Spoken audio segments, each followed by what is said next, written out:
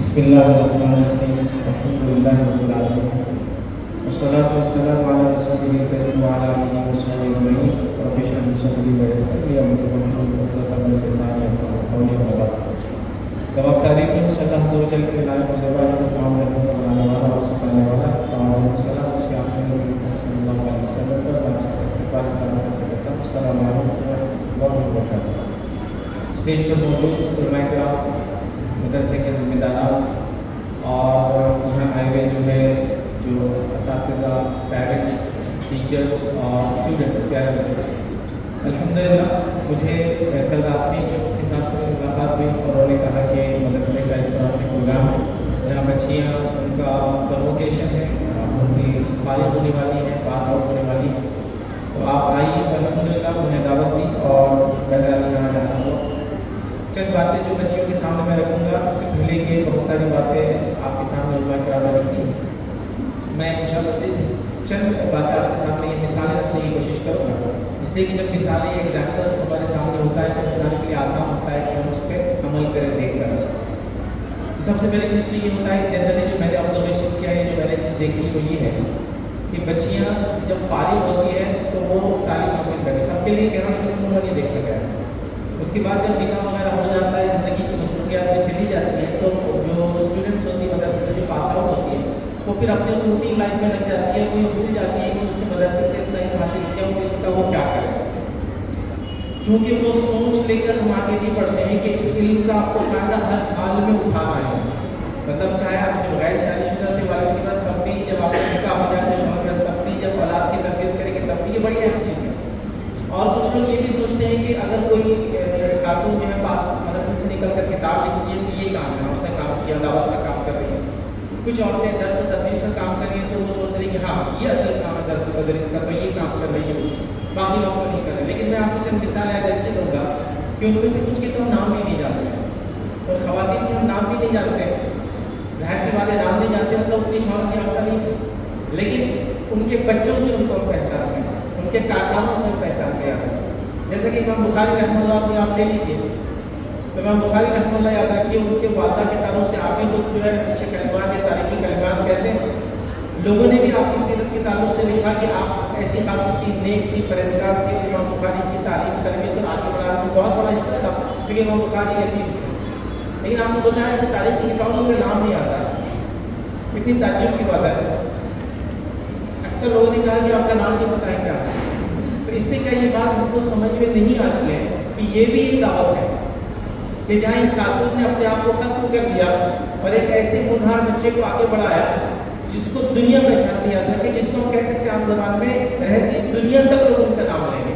تو یہ خاتون کا کارنامہ ہے. تو آپ فاؤنڈرس ہیں آپ بلڈرس ہیں آپ بنیادیں ہیں آپ وہ لوگ ہیں جو تعمیر کرتے ہیں. تو ضروری نہیں کہ ہر بار آپ اس فیلڈ کے اندر جا کے کوئی کتاب لکھے کوئی تحقیق کرے کوئی اصلاح کرے کوئی درس کرے تو کام ہے. کام یہ بھی ہے کہ جب آپ اپنی اولاد کی تربیت کریں یا اپنے شوہر کے ساتھ رہیں تو ایسے کام کریں کہ شوہر کو موٹیویٹ کریں کہ وہ دین کے کام میں آگے بڑھے بچوں کو موٹیویٹ کریں کہ دین کے کام میں آگے بڑھے لڑکوں کو خاص طور سے ایسا موٹیویشن دیں کہ وہ آگے بڑھ کر کریں. یہ بھی ایک بہت بڑی دعوت ہے. نبی اکرم صلی اللہ علیہ وسلم کی بیوی خدیجہ جو خدیجہ جو آپ کی پہلی بیوی یاد ہے جن کے تعلق سے ہم سب جانتے ہیں. میں عام طور سے یہ بات کہتا ہوں اپنے تقریروں میں کہ اگر یہ مثال دی جاتی ہے کہ ایک ہر کامیاب انسان کے پیچھے ایک عورت کا ہاتھ ہے تو یقیناً یہ مثال بالکل درست ہے. نبی اکرم صلی اللہ علیہ وسلم کا بھی جو ساتھ آپ نے دیا تو یہ ایک مثال ہے کہ ایک بیوی کس طرح سے اپنے شوہر کا ساتھ دے کر اس کو موٹیویٹ اور پروموٹ کر سکتی ہے دعوت کا کام کیا. یہ بھی دعوت ہے یہ بھی ایک دعوت ہے. لہٰذا آپ یہ بھی کر سکتے ہیں. بچے کی تربیت کا مثال بنی امام بخاری کی دیتی ہے بیوی کی مثال ماں خدیجہ کیا آپ دیتے ہیں. یہ بھی ایک بہت بڑی دعوت ہے کہ انہوں نے کتنی قربانیاں دی نبی اکرم صلی اللہ علیہ وسلم کے لیے آتا. اور علماء لکھتے ہیں کہ اللہ کے رسول صلی اللہ علیہ وسلم حدیث میں فرمایا کہ جب کوئی شخص کسی اچھے کام کی شروعات کرتا ہے اور جتنے لوگ اس کے پیچھے چلتے ہیں اس کا اجر اس کو ملتا ہے تو علماء لکھتے ہیں اسی شرح کے اندر اسی طرح خدیجہ کو بھی ہر ایمان لانے والے کا ایک اجر اور ایک حصہ ملے گا کیونکہ وہ پہلی خاتون تھی یا پہلی انسان تھی جس نے ایمان لایا تھا. تو نتیجے میں جتنے لوگ ان کے بعد ایمان لائیں گے ان کو حصہ ملنے والا ہے. قابل اور قابل کا واقعہ ہم جانتے ہیں اللہ نے کیا فرمایا کہ قابل کو ہر قتل کے بدلے حصہ ملے گا کیونکہ اس نے قتل کی شروعات کی. خدیجہ کو ہر ایمان والے کے بدلے حصہ ملے گا کیونکہ انہوں نے ایمان کی شروعات کی. آپ دیکھ رہے ہیں یہ آپ کا کتنا سمیہ رضی اللہ عنہا کا واقعہ آپ جانتے ہیں، وہ پہلی خاتون کی، پہلا انسان تھا جس نے اسلام کے لیے جو ہے قربانی دی، شہادت یاد رکھیے، یہ بھی دعوت ہے۔ یہ میں کہنا چاہ رہا تھا کہ بڑی اہم چیز یاد رکھیے۔ اسی طرح یاد رکھیے ایک دو مثالیں اور کہ اپنی باتوں ختم کروں میں یاد رکھیے، اس میں ایک مثال یہ کہ ام عمارہ زہرا یہ انصاری ایک صحابیہ تھی، اور جو ہے یہ موجود تھی نبی اکرم صلی اللہ علیہ وسلم نے جب مدینہ سے لوگ آ کر آپ سے بیعت لیے تھے، 73 لوگ بیعت کیا جاتا ہے، اس کے اندر یہ بھی موجود، اور اس بیعت میں یہ بات بھی شامل تھی کہ جنگ بھی ہوگی تو وہ سپورٹ کریں گے، دو صحابیہ تھے اس کے اندر، تو یہ بھی شامل تھی۔ اور روایت میں آتا ہے جنگ احد میں بھی شامل تھی اور جنگ یمامہ میں بھی شامل تھی۔ احد میں 16 زخم کھائے تھے، یمامہ میں 12 زخم کھائے تھے، اور ایک ہاتھ آپ کا ضائع ہو گیا۔ یہ بھی دعوت ہے، یہ بھی قربانی کا واقعہ دیا، یہ بھی آپ کے کارنامے کا کام۔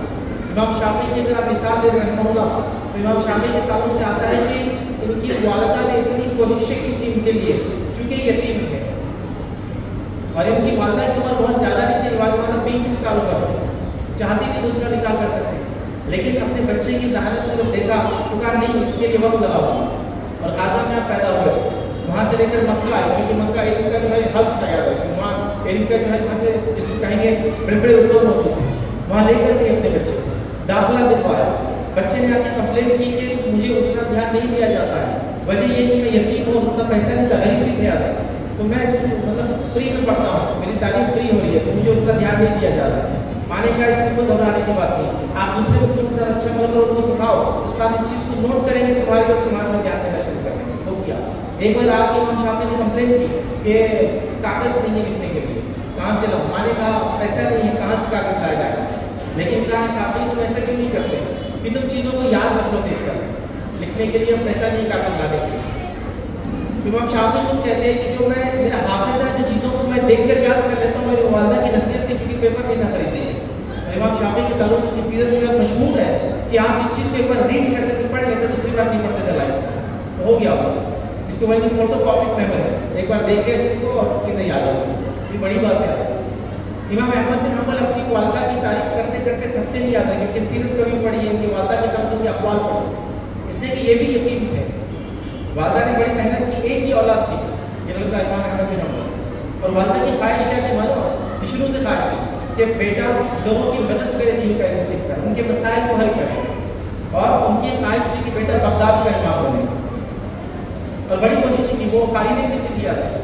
امام احمد بن حنبل رحمہ اللہ کے والد نے ایک دکان چھوڑ کر گئے تھے جس کا کرایہ آپ کا آتا، جب تھوڑے بڑے ہوئے تو شرم آتی تھی کہ والدہ محنت کرتی اور میں مدرسہ جاتا ہوں، کہا میں محنت کروں گا، کہا نہیں تم مدرسے جاؤ، اور آخر وقت تک خالی میں بھولتی رہی۔ یہ بھی دعوت ہے کہ اپنے بیٹے کو پڑھا لکھا، اور سوچ یہ تھی کہ بیٹا بغداد کا امام بنے گا، لیکن یاد ہے کہ دنیا اس کی گواہ ہے کہ آپ دنیا کی امام بنے، صرف بغداد کے اندر۔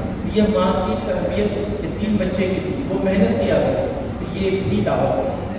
تو آپ دعوت لکھنے میں صرف لکھ کر پڑھ کر درس دے کر لوگوں کے پاس تقریر دے کر یہ نہیں، اس کے علاوہ بھی اتنے سارے شعبے اور فیلڈز ہیں جس میں جا کر آپ تعلیم اور دعوت کا میرا کام کر سکتی ہیں۔ تو میرا مقصد تھا چند مثالیں دے کے آپ کو موٹیویٹ کروں کہ یہ بھی دعوت ہے، یہ بھی کام ہے، اور آپ ہی کو کرنا ہے ابھی، کیونکہ جتنی نسل دنیا میں آئیں گی وہ آپ سے آئیں گی، لڑکیوں لڑکیاں، اور بچے کے تعلق سے بات مشہور ہے، بالکل معروف ہے، سائنسی اعتبار سے پروون ہے کہ بچے باپ کے مقابلے میں ماں کے عقیدے پہ ہوتے ہیں، باپ کے مقابلے میں ماں کے تھاٹ پروسیس اور بلیفس پہ ہوتے ہیں، مطلب ماں جیسی ہوتی بچہ ویسا ہوتا ہے۔ تو لہٰذا آپ بہت انفلوئنس ڈال سکتے ہیں آنے والی نسلوں پر، اور بہت محنت کر سکتے ہیں۔ آخری چھوٹی سی مثال دے کے اپنی بات ختم کروں گا کہ میں بھی جو ہے جب چھوٹا تھا تو بالکل بھی اچھا طالب علم نہیں تھا، میں آپ کو اس لیے نہیں بول رہا ہوں کہ آپ پڑھنا ہے چھوڑ دیں، لیکن میں بھی پڑھا، لیکن میری والدہ کی خواہش تھی کہ ان کا بچہ پڑھے، کیونکہ میں بھی ایک لڑکا تھا، انہوں نے سوچا کہ بچے نے پڑھنا چاہیے، کہ بچہ پڑھے گا نہیں تو کیسا ہو، اور انہوں نے بڑی محنت کی۔ میں نے کسی طرح سے 10ویں تک امتحان دیا اور امید نہیں تھی 10ویں پاس ہوا۔ والدہ نے کہا کہ کوشش تو کرو، راتوں کے ساتھ جاگتے تھے اور پڑھاتے تھے۔ میرا 10ویں کا امتحان دیا اور 50 سے کچھ زائد فیصد سے پاس ہو گیا۔ اس کے بعد میں نے کہا آپ کو پڑھنا نہیں، بس کہا نہیں بس 2 سال 12ویں تک پڑھا۔ پھر وہ میرے ساتھ لگی تھی، محنت کرتی، والد صاحب باہر کے کمانے کے سلسلے 2 سال میں نے 12ویں کے خط میں اور میرے اچھے نمبرات 60-65% لا دیا۔ کہا کہ یہ تو صرف 12ویں میں گریجویشن کر دو، میں نے کہا آپ تو مجھ سے پڑھائی نہیں، پھر मैं कहा नहीं करूँ, वो मेरे साथ मेहनत करते रही, मैंने फिर ग्रेजुएशन किया, मेरा पहला ग्रेजुएशन का BSc। फिर कहा ये ग्रेजुएशन से क्या होता है, ये तो कॉमन है, पोस्ट ग्रेजुएशन। मैंने कहा नहीं हूँ कब से, फिर मैंने पोस्ट ग्रेजुएशन किया MCA, फिर मेरा खत्म हो गया, मैं अपने साथ बैठा, मैंने कहा बस अब खत्म हो गया, मैंने MCA तक पढ़ लिया, क्योंकि मैं 10वीं में नहीं पढ़ सकता। कहा ये तो दुनिया में एतबार से, दीनी एतबार से तो कुछ नहीं किया, कोई एक डिग्री हासिल करो। फिर जामिया दीनिया देवबंद से मैंने फजीलत का कोर्स हुआ, 4 साल कोर्स था, तो मैंने वहाँ से वो कोर्स किया। अब वो खत्म है, मैंने कहा ये तो एक डिग्री लेकिन एक ही। इसके बाद जिस फील्ड में तुम काम करना चाहते हो वहाँ बड़े मशक्क़त है, मुश्किल है, तो तुम लॉ में डिग्री करो। फिर मैंने BGL कर लिया, ये मेरा सेकंड ग्रेजुएशन। जब लॉ खत्म हुआ तो कहा BGL से क्या होता है, LLB कर लो, तो मैंने थर्ड ग्रेजुएशन किया, फिर मैंने LLB किया। उसके बाद क्या ये LLB भी तो बोला डिग्री आपने दीनियात में जो है कोई दुनिया में डिग्री भी करना चाहिए, तो मैंने MA इस्लामिक स्टडीज़ किया हैदराबाद से, तो उन्होंने वो करवा दिया। फिर मुझ पर नहीं उसके आगे फिर बैठी कि इससे क्या होता है, डॉक्टरेट भी करना तो ज़रूरी है अच्छे जाओ। तो यकीन जानिए उन्होंने मुझे 2 time post graduate, 4 time graduate करवा दिया। अब तो अभी भी पढ़ा रहे हैं मेरे साथ में लगे। मैं अभी सऊदी की यूनिवर्सिटी जाकर के ऑनलाइन क्लासेस जो आलिमियत का दूसरा कोर्स कर रहा हूँ। तो ये होती है एक माँ जो एक एवरेज स्टूडेंट को, एक एवरेज बच्चे को यहाँ तक लाकर खड़े कर सकती है। ये एक औरत में कहूँगा, माँ छोड़ लीजिए, एक औरत जो एक एवरेज बच्चे को जो पढ़ना नहीं चाहता, पढ़ नहीं सकता, ज़हन उतना तेज नहीं, उसको यहाँ तक खड़े कर सकती है। तो आप तो अल्हम्दुलिल्लाह इतनी सलाहियत की हामिल नवाकिर है।